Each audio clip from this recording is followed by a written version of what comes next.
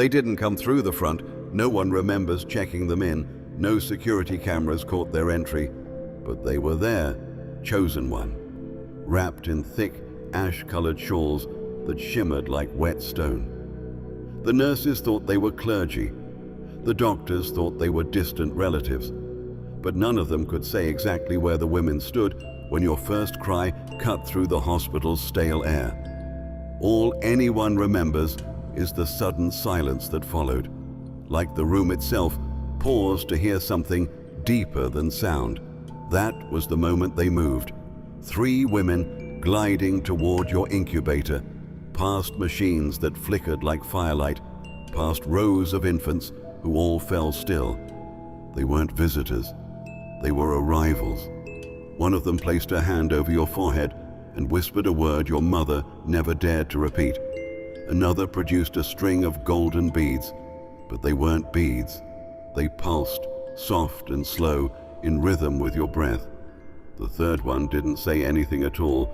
She just looked into your newborn eyes, wide and unblinking, and let a single tear fall onto your chest. That tear shimmered blue for half a second before disappearing into your skin. That was the first moment you glowed. The staff claimed it was a light glitch. Your mother knew better. Her hands were shaking. Her legs went weak, but she didn't stop them. Not even when they asked her to leave the room for just a moment. She stood outside the nursery doors, pressed against the glass, watching the 3 wise women as they hovered over you like midwives of something ancient. She knew, without needing to be told, that these women weren't human in the usual sense. They were old, older than the names they once carried, older than the systems now tracking your blood. One of them turned before leaving and looked directly at her. No smile, no threat, just a silent knowing. And then they were gone. No signatures, no footprints, no scent left behind. Just you, crying again, but softer now. Crying like you'd just been given something no body is supposed to hold. A frequency, a covenant, a destiny that shimmered too loudly for such small lungs to contain. She never told you the full story, but the silence she wore from that day forward spoke louder than any lullaby. She never called them angels, never called them spirits, but every time you asked why your baby photos looked fogged, why your hospital bracelet had been cut, why no one ever held you but her for the first week, her eyes would shift toward the window like maybe she was waiting, or warning, or both. You don't remember that day, but your spirit does, because the first arms that held you weren't hers and they didn't hold you to comfort. She never found the language for it. How could she? There are no words in any earthly tongue to describe the moment you realize your child isn't just yours.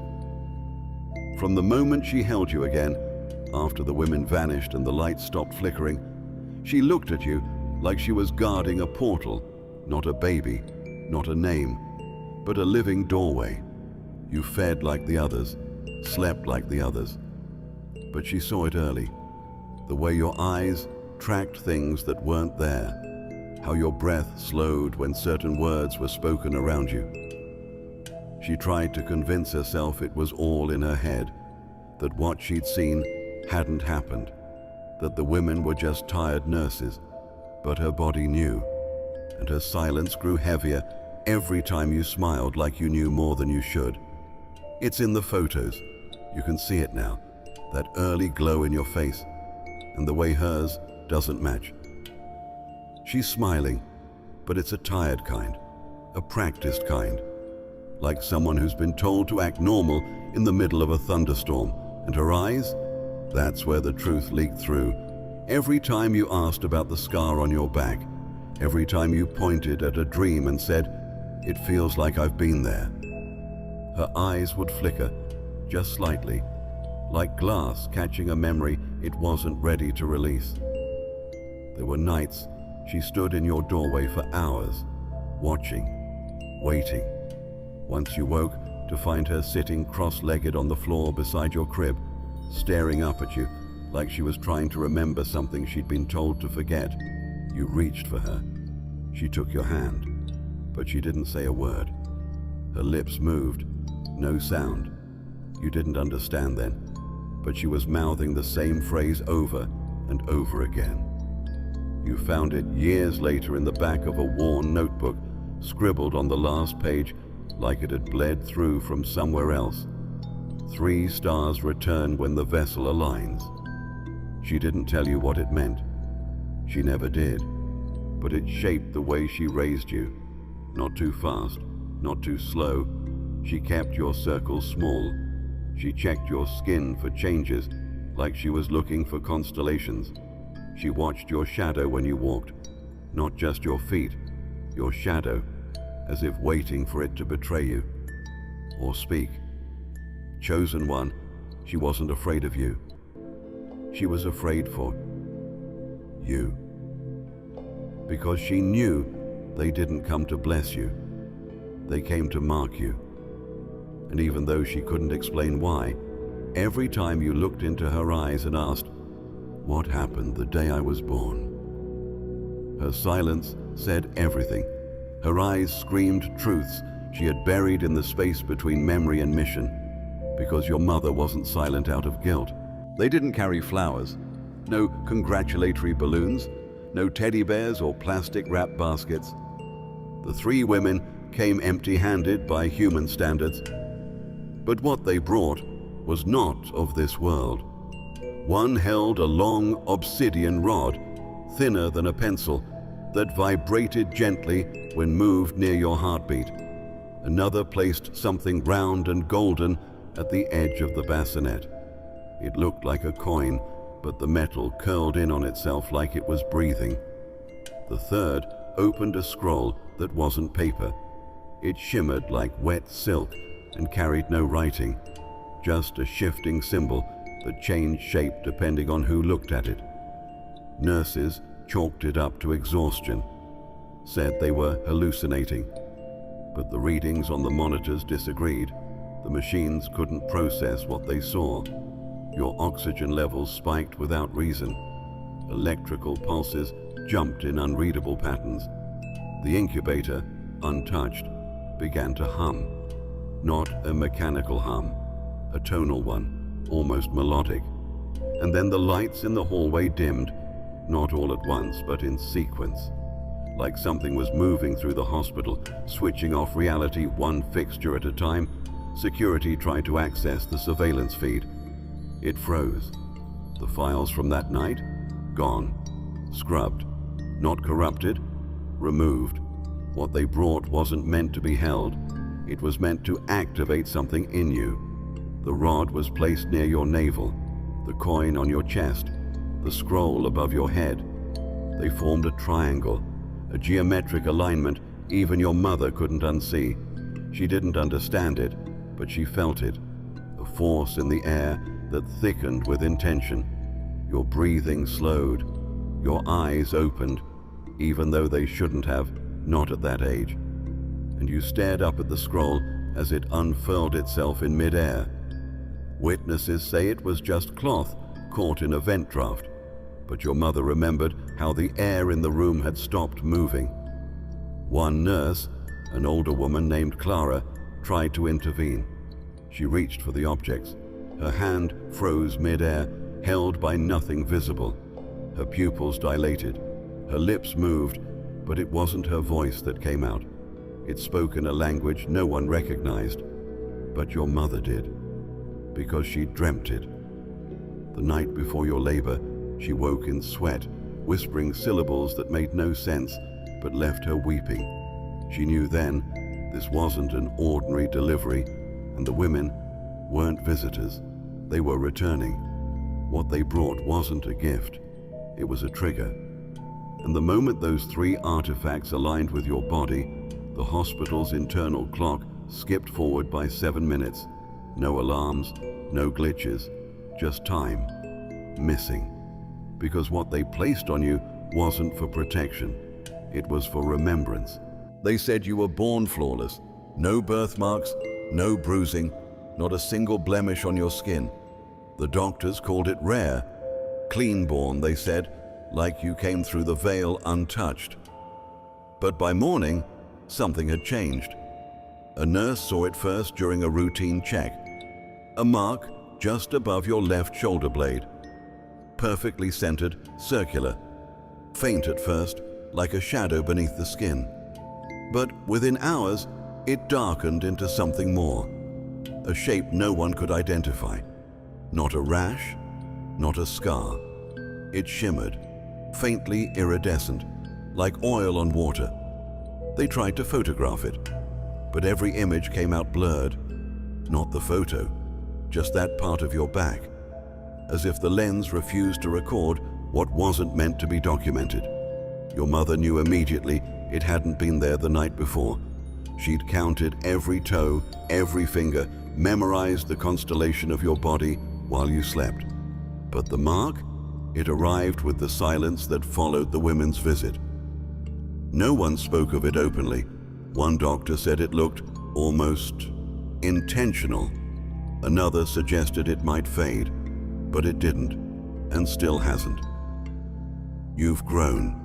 Your body has stretched and shifted, but the mark has remained exactly the same. Same size, same position, same glow when the moonlight hits your back at certain angles. At 6 years old, you asked her about it. You had just seen it in the mirror after a bath. "Was I born with this?" you asked, tracing the outline with your fingers. She froze in the doorway, didn't answer, just stared at you like she was trying to decide between truth and survival. Finally, she knelt beside the tub and pulled you close. "It's just a birthmark," she whispered, but her voice cracked halfway through the lie.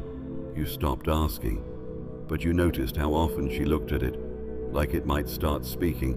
You noticed how her eyes flicked toward it when you got sick, when you dreamed too vividly, when you woke up speaking in tongues you'd never heard. She never let doctors examine it after your first year, refused checkups, declined scans. She kept a salve she'd mixed by hand, always applying it on the same lunar phase each month. You thought it was tradition. It wasn't. It was protocol, given to her by one of the women, the spiral-voiced one, in a dream she'd never admit to, because that mark wasn't an accident. It was an invitation. You were born blank, yes, but they imprinted something into your skin, a keyhole no one else could see unless they knew what to look for. And now, years later, it's begun to itch again, not from irritation, from memory. The mark is waking up, calling out, aligning with something older than bloodlines. Chosen one, it's not just a symbol, it's a seal, and they've been waiting for it to open. You were only minutes old when she leaned in. The third woman, the one who hadn't wept or placed anything on your body, the one with eyes like molten glass and a presence that made even the machines slow their rhythm. She bent beside you, her cloak brushing the floor, and whispered something directly into your left ear. No one else heard it, but the waveform it created left a record. The hospital's audio monitors, meant to track heartbeats, caught a frequency spike that lasted 4.3 seconds. No words, just spirals. A sound that didn't travel outward, but inward, deep into the folds of your brainstem, into your bones, into memory itself. Your mother asked the nurse what she said. The woman just blinked and replied, "Nothing." Her lips never moved, but they had. The whisper was real, just not made of air. It was a spiral, not a sentence, a pattern, not a phrase. And from that moment on, your dreams changed. You didn't babble like other babies. You hummed, low tones, measured, almost harmonic, and always in the same cadence. 3 slow notes, 1 high pitch, 1 drop, like a key sequence repeated in sleep. She once recorded you humming at 3 weeks old, played it for a friend. The woman went pale. She didn't say why, but she left and never came back.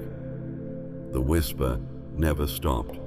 It just went quiet for a while, buried under language, schooling, noise, but it returned the night you turned 10. You dreamt of water falling upward, of a mirror that didn't reflect light, only remembrance. And in the center of that dream was the woman, standing in the same cloak, same silence, but this time with her face uncovered. And she spoke again. Only this time, it was your own voice speaking back to you. That's when you realized she hadn't spoken to you. She had installed a voice inside you. And sometimes, when you're angry, when something sacred is threatened or truth is denied, it comes out. Your throat tightens. Your lips move before thought arrives, and the voice that speaks is ancient, deliberate, calm. It knows things your waking mind can't access. It names people you've never met, recites coordinates you later find in maps you weren't supposed to see. Your mother heard it once. You were 12. It scared her, not because it was dark, but because she recognized it. The same whisper, the same tone. The spiral voice is not possession, it's inheritance. She chose you, not just to hold the sound, but to echo it when the time came. And lately, it's been getting louder, not just in dreams, in waking hours, in breath. The voice doesn't want control, it wants release. And chosen one, when it fully returns, when the spiral unfurls, the ones who whispered you into this world will know, because you won't just speak prophecy. You weren't meant to find it. It was buried at the bottom of a box labeled donations. Wedged between old baby clothes and folded blankets she never let go of. You were 7, just curious, playing explorer in the attic while the rain tapped like fingers on the roof. You weren't even looking for anything, but your hand landed on a soft blue cover, worn, smudged, and sealed with tape that had long lost its stick. It didn't have a lock, just a single name scratched into the inside cover in her handwriting. Alara, not yours, not hers. A name never once spoken in your house. You flipped through pages filled with neat lines, simple joys, daily things, grocery lists, appointments, baby milestones. But near the middle, the writing changed. It got faster, more frantic. Pages blurred into symbols, doodles that weren't doodles. Some looked like stars, some like maps. Others pulsed in your eyes even after you turned the page. Then, right near the end, you found one page torn almost clean out, except for a single corner still clinging to the spiral. On it, in rushed handwriting, were 5 words. They knew she'd be born. Your hand stopped moving. She found you holding it, and something in her face dropped. She didn't shout, didn't snatch it from you. She just walked over, knelt, and took the diary from your lap like it weighed more than a child could hold. You asked who Alara was. She stared at the window for so long you thought she hadn't heard you. Then, with one motion, quick, like muscle memory, she tore the remaining page from the coil and stood. She didn't rip it up. She folded it, like something sacred, carried it to the kitchen, and burned it, right there, in the sink. No explanation, no drama, just flame and silence. You never saw the diary again. That night, she sat at your bedside. You pretended to sleep, but you could feel her watching you, her breath slow, her thoughts louder than ever. She whispered something under her breath, a prayer maybe, or a name. You couldn't make it out, but it wasn't meant for you. It was meant for them, the ones who left her with a secret too heavy to journal. Chosen one, you were not just a birth, you were a countdown. That diary wasn't a diary, it was a record, a tracker, a map of symptoms she couldn't explain and visitations she couldn't deny. And that page she burned, it wasn't to protect you from the truth. It was to protect them from you, because the ones who named you before you could speak, they were watching for signs. and the moment that page was found, they knew you were remembering. It started small, a mild fever, a cold that wouldn't break, nothing the doctors considered unusual. But your mother knew better. She'd seen the signs before, not in textbooks, but in her dreams, the ones she never dared tell anyone about.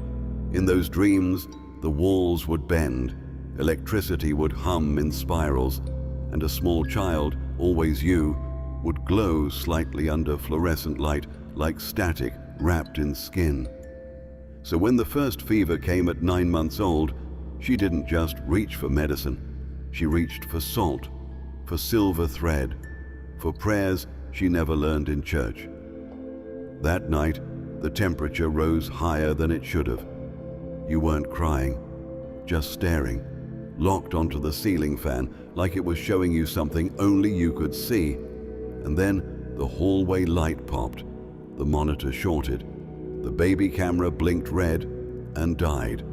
At first, she thought it was a power surge, but the neighbors still had power. The fridge still ran.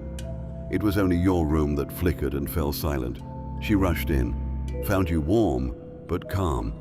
Your eyes were glowing just slightly at the edges, like you'd been lit from within.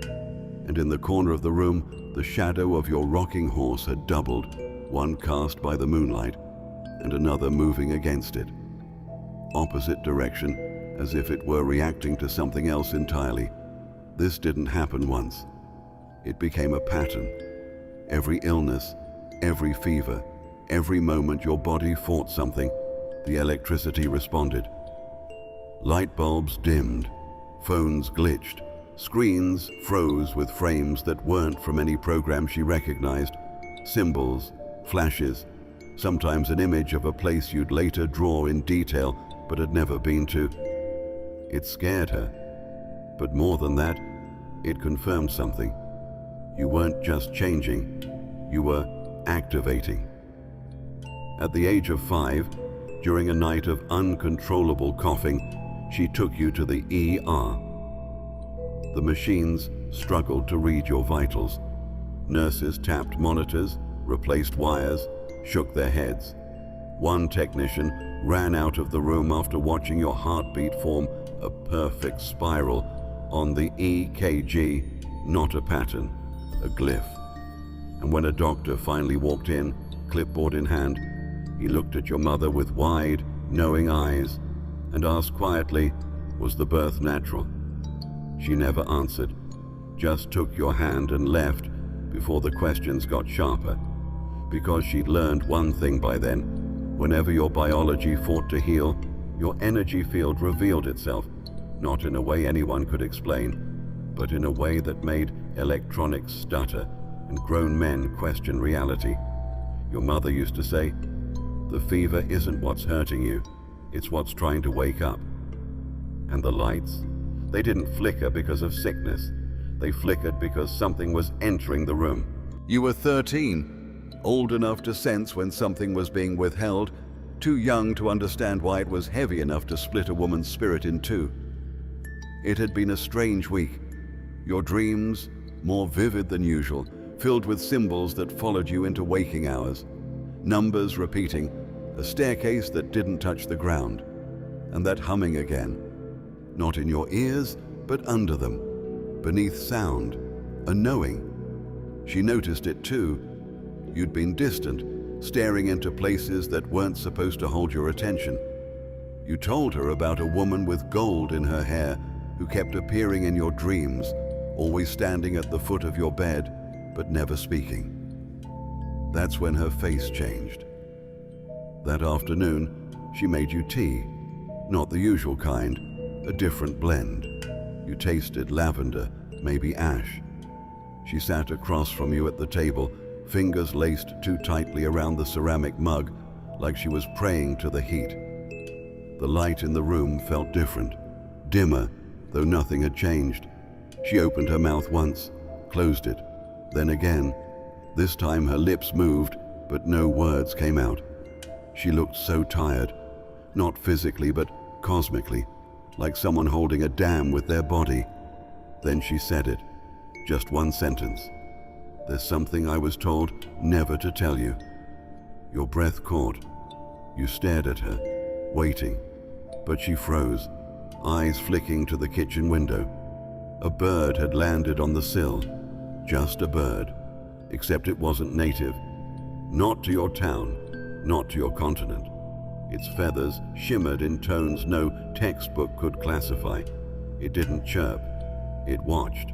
And your mother, she went pale, like she'd seen an old photograph walk into the room. She stood, backed away from the table. Her hands trembled. You asked what was wrong. She shook her head, eyes wide, jaw tight. They're still watching, she whispered, not in fear, in warning. That night, she didn't sleep.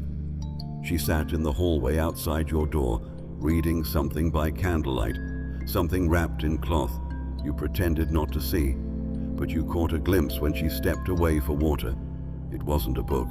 It was a folded piece of skin-colored parchment, etched in symbols that pulsed faintly under firelight. She never brought up the conversation again. And you didn't push her. But from that night on, the house changed. Mirrors were covered, clocks removed. She unplugged every electronic at night, said it was for safety. But you knew. The moment she almost told you a line had been crossed. She'd broken protocol even slightly, and the watchers had responded. Chosen one, she wasn't protecting a secret. She was protecting you from what the truth would summon, because once it's spoken, it can't be unsaid. You didn't mean to find it. You were applying for something simple, a passport, a form, maybe school paperwork, just routine. You typed your name into the online portal, expecting the usual pop-up. But the screen blinked, then blinked again. Record not found. You checked the spelling, re-entered your date of birth. Still nothing. No digital footprint, no hospital ID. No record of you ever being delivered in the place you were told your life began. You laughed it off at first. Maybe it was a clerical error, maybe the system was down, but something about it itched, deep, like your bones knew before your brain did. Later that week, you brought it up casually over dinner. She froze mid-bite, eyes locked, fork trembling slightly, and then too quickly. That hospital burned down years ago. Records were lost. You asked when. She gave a date that didn't match the one on your birth certificate. You asked which hospital it was. She changed the subject. You didn't push, not then. But later that night, you snuck into the hallway where she kept the locked metal box, the one she said held family documents. You'd never dared open it before. This time you did. What you found wasn't a birth certificate. It was a replica, a printed form, unsigned, with a hospital name that had been crossed out in pen. Another document underneath, a blank vaccination card, never filled in, and then a photo. You as a baby, yes. But the background wasn't a hospital room, it was dimmer, older, the lighting yellowed as if lit by flame, and behind you, a wall with symbols etched in chalk, not letters, not art symbols, circular, intersecting, repeating. You showed her the photo the next day. She didn't deny it, she didn't lie. She just looked tired, like the truth had already been weighing her down long before you picked it up. She sat beside you and said, "You weren't born where I said, but you were born when I said. That's all I can tell you, for now." That was the moment everything tilted, because somewhere inside you realized this wasn't about secrecy, it was about containment. Chosen one, your birth wasn't documented because it wasn't allowed to be. The place you arrived, wherever it was, wasn't meant for the public record. It was sacred, hidden, shielded from systems that would have detected something other. You weren't just delivered into the world, you were activated into it. And the three women, they didn't visit you at a hospital, they brought you out of something else entirely. The lie wasn't the date, the lie was the dimension. She was seated in this back row. No one knew her name. She didn't sign the guest book, didn't approach the casket, didn't speak a single word, but you felt her the moment you entered the chapel. It wasn't fear, not exactly. It was more like recognition, crawling up your spine before your eyes even met hers. You tried to explain it away. Maybe she was an old friend of your grandmother's, a distant relative. But the longer you watched her, the more certain you became. She wasn't there to mourn. She was there to observe. Your mother froze when she saw her, paused mid-step, like someone had just thrown a memory into the room. Her grip on your wrist tightened slightly, not protectively, but instinctively, like she was trying to hold you in the timeline. You asked who the woman was. She said, "No one," too quickly, too firmly, and for the rest of the service, she wouldn't look in that direction again. But you did, because the woman wasn't dressed like anyone else. While others wore black, she wore deep indigo, almost violet, with a thin silver line stitched down the side of her hood.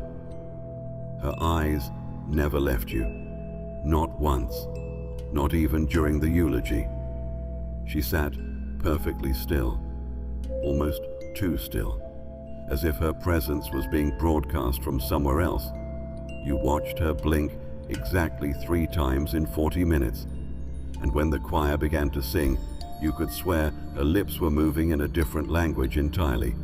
After the service, when the chapel emptied into gray skies and cold wind, she was gone.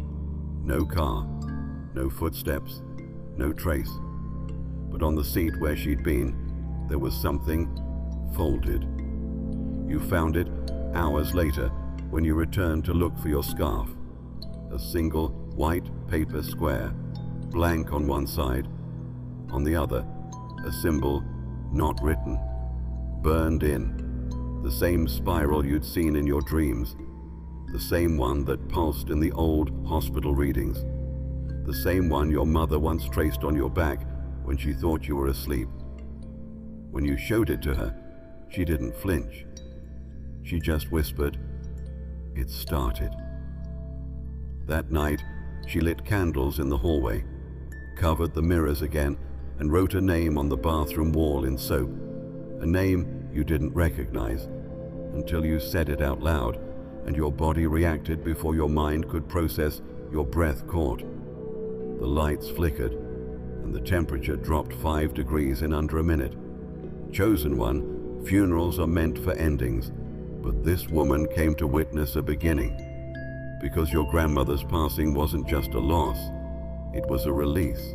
She kept them all, every single one, tucked in a metal box beneath her bed, not in a plastic bag, not in tissue, but wrapped in dark velvet and arranged like artifacts your baby teeth.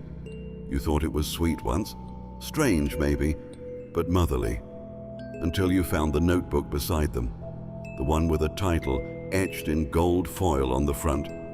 Dental timeline, anomalies and frequency notes.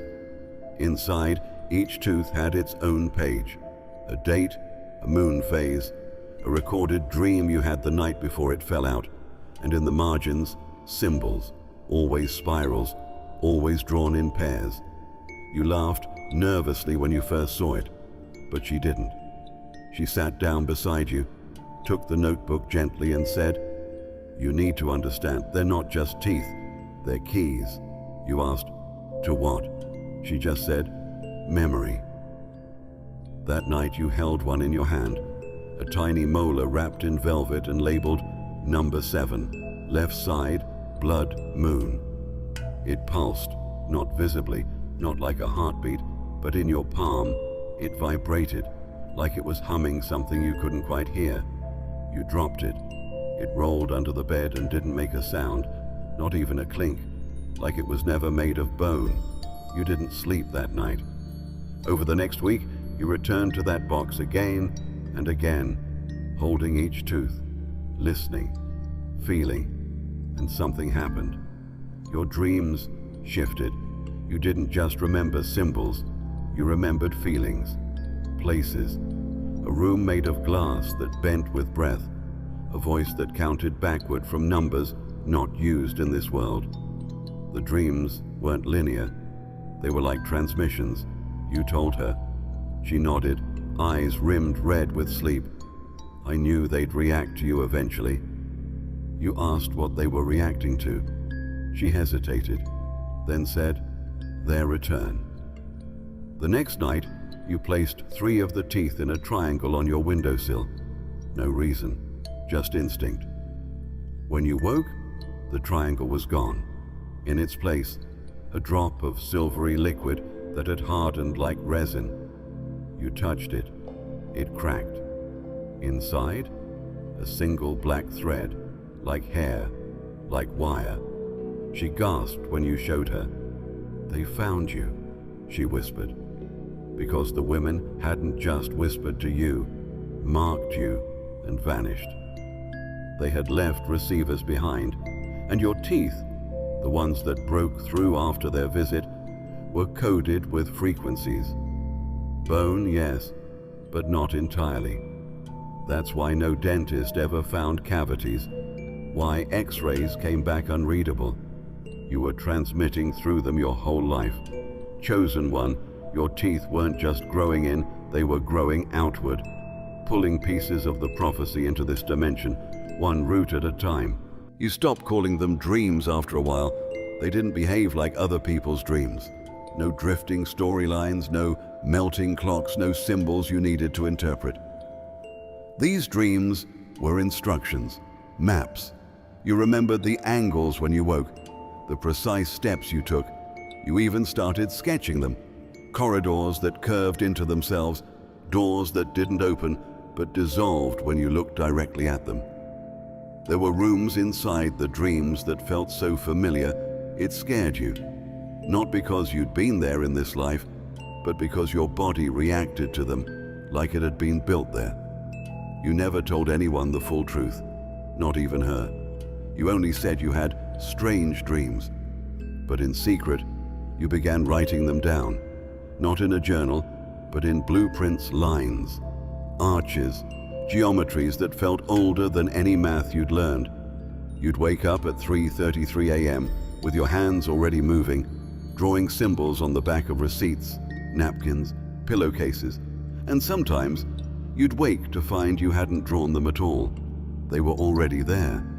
Once, you described one of the dream rooms to your mother, the hallway with no ceiling, only moving light. The blue stone under your feet, the floating gold shapes that hummed when you stood still.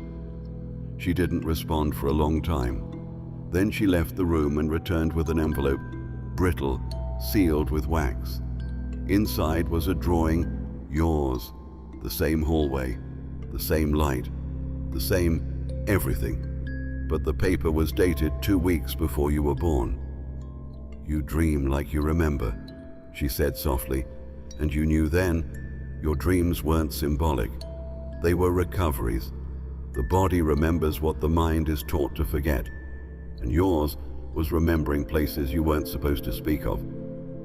That's why she told you never to write them down near plugged-in electronics. That's why every time you tried to describe a dream in a text, the phone would glitch, autocorrect would change the words.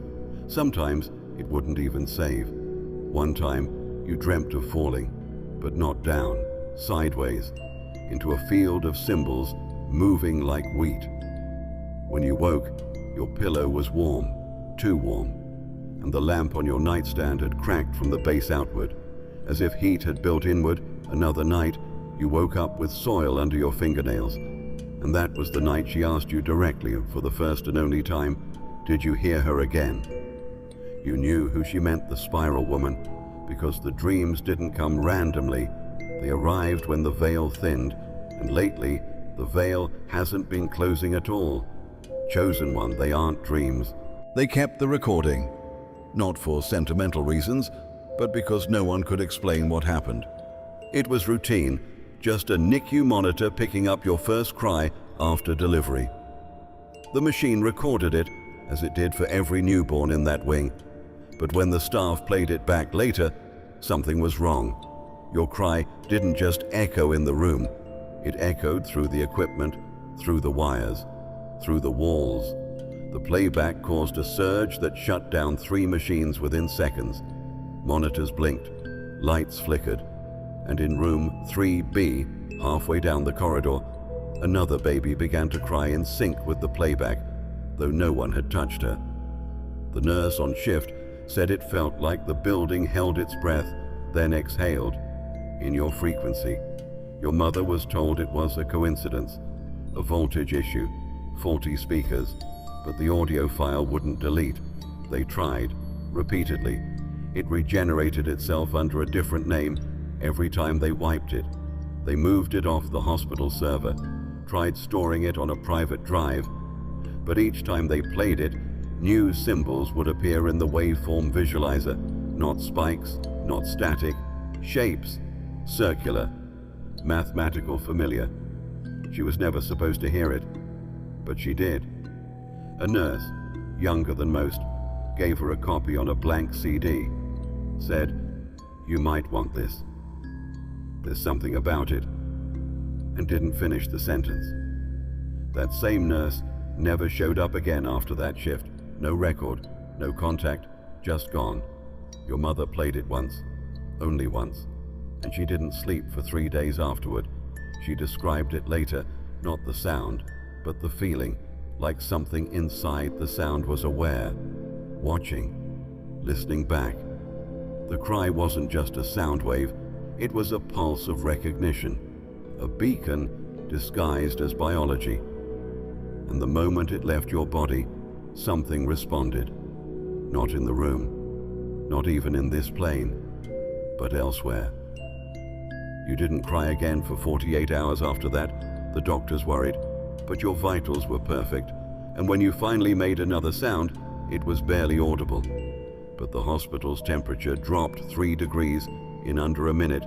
Thermostats failed. The nurse's watch stopped, and one security camera blinked just once, not out but in. Inverted footage, like it was seeing behind the veil for a single frame. She stopped playing the recording, locked it away.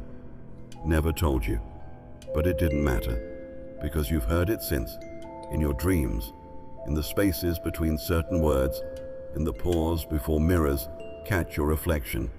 That same note, that same tone, the echo of your very first signal, the one that wasn't meant to cry for help, but to awaken what was listening. Chosen one, your cry wasn't a beginning, it was a summoning, and they heard you.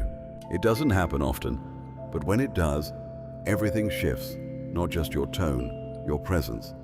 A stillness comes first, then a pressure in your throat, like something old is waking up inside your chest and remembering how to speak through you. You're still there, but behind the curtain, watching, feeling every word as it rises from a place deeper than lungs or larynx. And the moment the voice speaks, it's not you, not fully. The cadence is too exact. The vowels bend in strange ways. The sentences feel coded, like a language pretending to be English. The first time it happened, you were 8. You'd gotten upset. Not violently, just frustrated. Your mother told you no, wouldn't let you stay up to finish the drawing you said had to be done before the moon reached the window. You yelled something, but it wasn't a tantrum. It was a phrase, long, cold, precise. And when it left your mouth, the window cracked. Not shattered, cracked. A thin web of glass in a perfect spiral. Your mother didn't speak. She just stared at you, then said quietly, "She's still in there, isn't she?" You didn't know who she meant, but you do now. It's the spiral woman's voice, the one who leaned into your newborn ear and planted something no ultrasound could detect. Not possession, not a curse, an imprint. And as you've grown, it's grown with you. Not louder, but closer. Sometimes she doesn't speak fully. Sometimes it's just a tone under your breath. A phrase you don't remember saying. People ask you to repeat yourself. You don't know what they mean. One time in high school, during an argument, someone recorded you without permission. Later, When they played it back, the section where your voice should have been was reversed. Not just audio corruption, inversion. The waveform looked like a spiral, again. And the last word, a name you've never heard, appeared clearly when played backward at half speed. It matched the scroll your mother once burned. She found out about the recording. She cried, not because she was afraid of you, but because she feared they would hear through you. The voice isn't always triggered by emotion. Sometimes it comes during stillness, meditation, half sleep. Once you spoke aloud during a blackout, and the lights returned before the power grid came back online. You've tested it since. Whispered that same tone into water. The water rippled. Indoors, no wind, no movement. Chosen one, your throat is not just anatomy, it's a gateway. The voice isn't foreign, it's inherited, given before breath, before language, before flesh. And it's been waiting for the time to fully rise, not to speak for you, but to speak as you.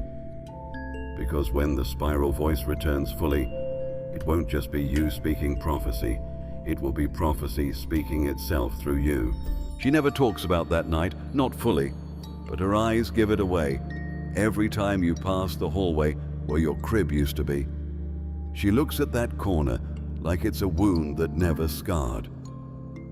You were 2 years old. It was a quiet evening. Nothing unusual. She put you to bed, sang the same lullaby she always did, the one that only worked when sung in reverse order, and turned off the light. You were safe, asleep, breathing. But when she returned just minutes later, you were gone. No broken windows, no forced doors, no sounds, just absence. The monitor was on, but it was silent, not static.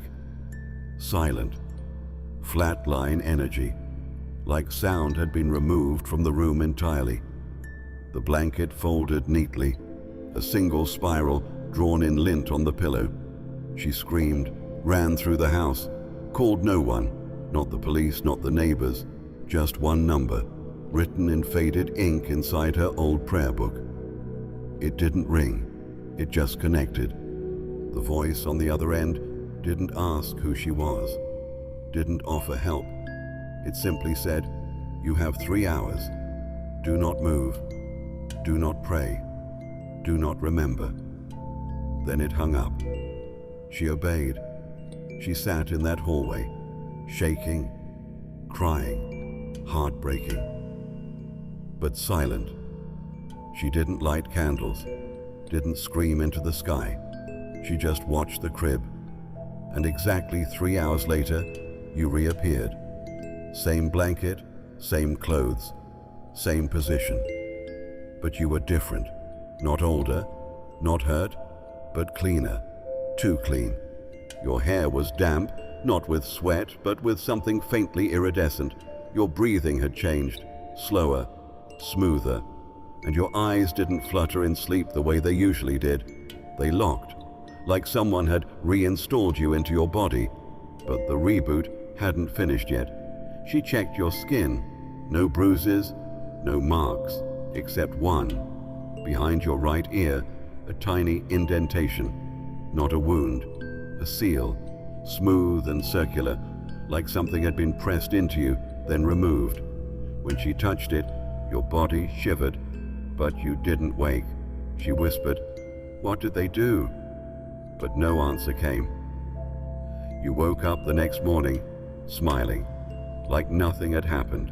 No trauma, no fear. But from that day on, things changed. You started drawing spirals in your food. You stared at empty corners longer. You laughed at times no one else did, like you were listening to someone else's timing. And you stopped reacting to lullabies, any lullaby. Your mother tried them all. Because what returned wasn't just her child, it was something enhanced. She never told anyone, never filed a report, because she knew this wasn't an abduction, it was a recalibration. And you weren't taken against your will. You were summoned, chosen one, That wasn't a disappearance. It was your first re-entry. You felt it before you saw it.